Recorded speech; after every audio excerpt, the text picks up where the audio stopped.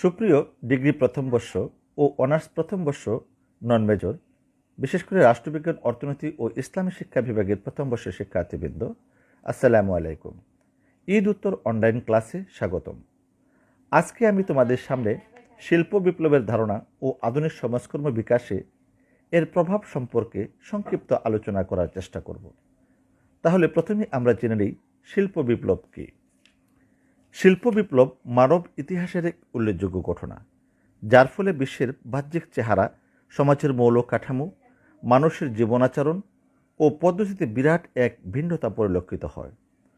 ঊনবিংশ শতাব্দীর প্রথমার্ধে ফরাসি লেখকবৃন্দ সর্বপ্রথম শিল্প বিপ্লব প্রত্যয়টি ব্যবহার করেন এবং এর নামকরণ করেন ঐতিহাসিক আর্নল্ড টয়েনবি। তিনি 1884 সালে lectures on the industrial revolution নামক গ্রন্থে শিল্প বিপ্লব ধারণাটি পূর্ণাঙ্গরূপে উপস্থাপন করলে এর ব্যাপক পরিচিতি ঘটে। তিনি শিল্প বিপ্লবকে উৎপাদন যন্ত্রের আবির্ভাবে উৎপাদন পদ্ধতির আমূল পরিবর্তন বলে অভিহিত করেছেন।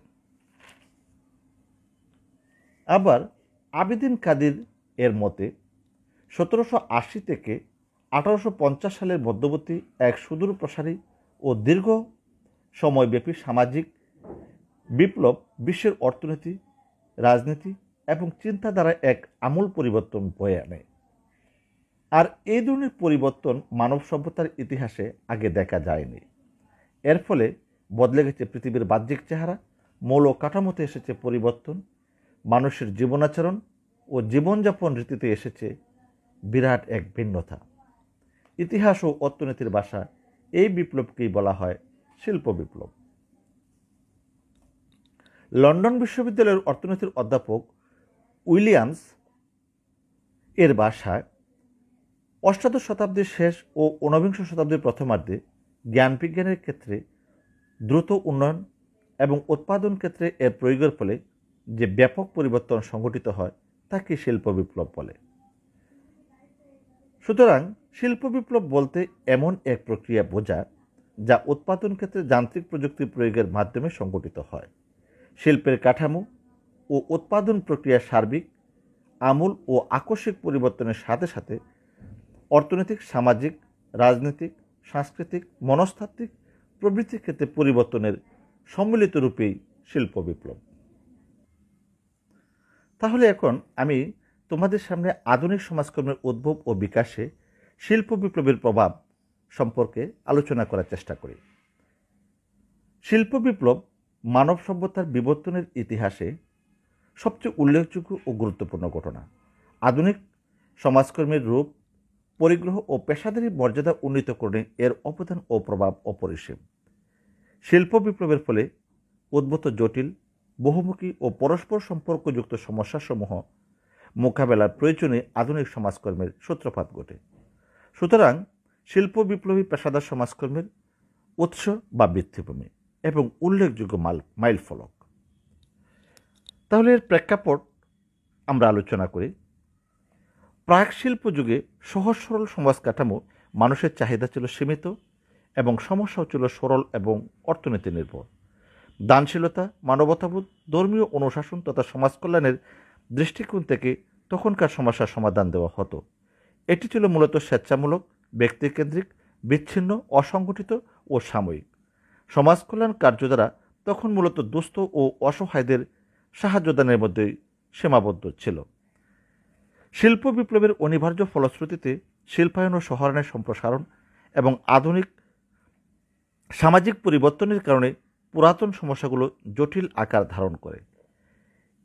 একটি সমস্যার সাথে আরেকটি সমস্যা সম্পৃক্ত হয়ে পড়ে। সমস্যার বহুরূপী কারণ দেখা দেয়। শুধু তাই নয়, সামাজিক সমস্যাগুলি অর্থনৈতিক গণ্ডি পেরিয়ে মনস্তাত্ত্বিক পর্যায়ে উপনীত হয়ে নতুন নতুন সমস্যার সৃষ্টি করে। এরূপ পরিস্থিতিতে গতানুগতিক সমাজ কল্যাণ ব্যর্থতায় পর্যবেসিত হয়।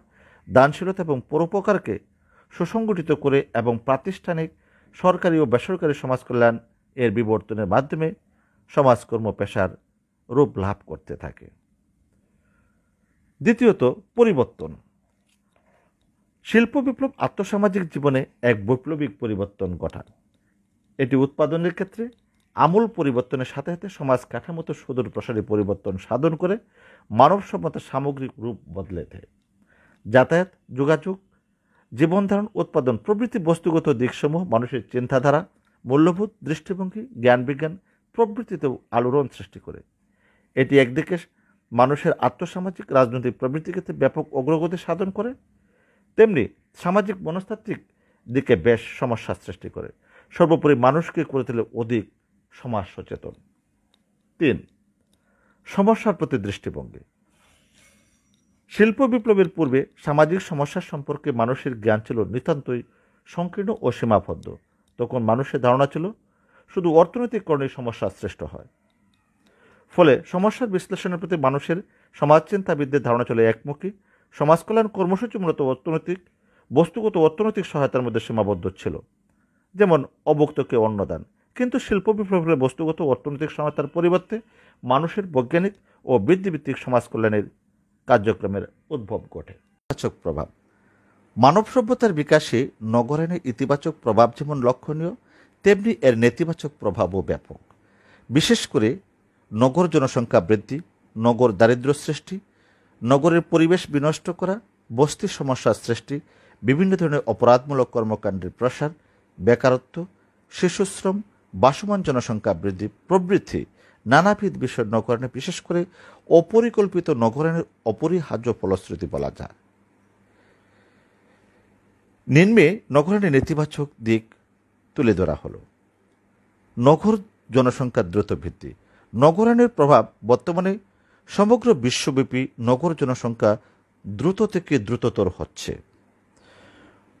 বর্তমানে সমগ্র বিশ্বে নগর জনসংখ্যা বৃদ্ধির হার 2.6, যা 2001 সালে এই জনসংখ্যা ছিল 3 কোটি, যা মোট জনসংখ্যার 20%। অর্থাৎ এদেশে প্রায় প্রতি 12 বছরে নগর জনসংখ্যা দ্বিগুণ হচ্ছে। নগর দারিদ্র্য বৃদ্ধি। অপরিকল্পিত ও দ্রুত নগরায়নের ফলে বিশ্বে অনেক দেশে, বিশেষ করে উন্নয়নশীল ও অনুন্নত দেশে নগর দারিদ্র্য প্রকটভাবে দেখা দিয়েছে। বিবিএস 2000 এর রিপোর্টে দেখা যায় 85 এবং 86 সালে যেখানে এদেশের নগর দারিদ্র্যের পরিমাণ ছিল 0.37, 95-96 সালে তা বৃদ্ধি পেয়ে ধারা 0.44%। এ সময়ের অন্য এক সমীক্ষায় দেখানো হয়েছে যে এদেশে নগর দারিদ্র্যের পরিমাণ 51%। 3. আবাসিক সমস্যা ও বস্তির সৃষ্টি। নগরায়নের আরেকটি অন্যতম নেতিবাচক দিক হল আবাসন সমস্যার সৃষ্টি। বিশেষত নগর দারিদ্র্য, উচ্চ জনসংখ্যা বৃদ্ধি এবং সরকারের ভ্রান্ত নীতিমালার কারণে শহরের এক উল্লেখযোগ্য সংখ্যক নিম্নবিত্ত শ্রেণী বস্তিতে বসবাস করে এবং অমানবিক জীবনযাপন করতে বাধ্য হচ্ছে। 4. নগর পরিবেশের বিপর্যয়। দ্রুত ও অপরিকল্পিত নগরায়নের আরেকটি অনিবার্য ফলশ্রুতি হচ্ছে নগর পরিবেশের ব্যাপক বিপর্যয়। অনুন্নত ও উন্নয়নশীল দেশে এই দৃশ্য আরও প্রকট। বাসমান জনসংখ্যা বৃদ্ধি। গ্রামীণ দারিদ্র্য, বেকারত্ব, বিভিন্ন ধরনের দুর্যোগের শিকার হয়ে প্রতি বছর হাজার হাজার জনগণ শহরমুখী হচ্ছে। আর এসব দরিদ্র, অদক্ষ, সহায় সম্বলহীন অভিবাসনকারীরা শহরে বাসমান জনগোষ্ঠীতে পরিণত হচ্ছে। তাদের একটা উল্লেখযোগ্য অংশ ভিক্ষাবৃত্তিতে নিয়োজিত হয়। বেকারত্ব। নগরায়নের প্রভাবে শহরে একদিকে যেমন কর্মসংস্থানের সুযোগ সৃষ্টি হয়েছে, অন্যদিকে নগর জনসংখ্যা বৃদ্ধি ও বেকার দরিদ্র গ্রামীণ জনগোষ্ঠীর ব্যাপক হারে শহরে অভিবাসনের ফলে শহরে নতুনভাবে বেকারত্ব দেখা দিচ্ছে। 7. নাগরিক সুযোগ সুবিধার ঘাটতি। নগরীর উল্লেখযোগ্য অংশ পানি, বিদ্যুৎ, পয় নিষ্কাশন সুবিধা, স্যানিটেশন সুবিধা, আবাসন, শিক্ষা, চাকরি প্রভৃতি নানাবিধ সুযোগ সুবিধা হতে বঞ্চিত হয়। এছাড়া অপরাপর বিভিন্ন ক্ষেত্রে এ ধরনের বঞ্চনা লক্ষ্য করা যায়।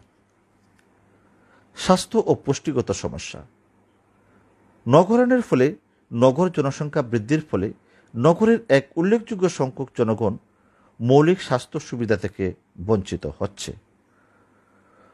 উল্লেখিত অবস্থার প্রেক্ষিতে আমরা বলতে পারি যে নগরায়ণে বিভিন্ন নেতিবাচক দিক পরিলক্ষিত হলেও সুস্থ নগরায়ণ অর্থনৈতিক প্রবৃদ্ধি ও সামাজিক গতিশীলতাকে ত্বরান্বিত করে।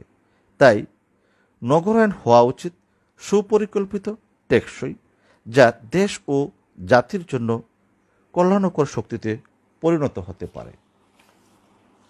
তাহলে শিক্ষার্থীবৃন্দ, আজকের ক্লাস এ পর্যন্তই। স্বাস্থ্যবিধি মেনে চলো, ঘরে থেকো, নিরাপদ থেকো।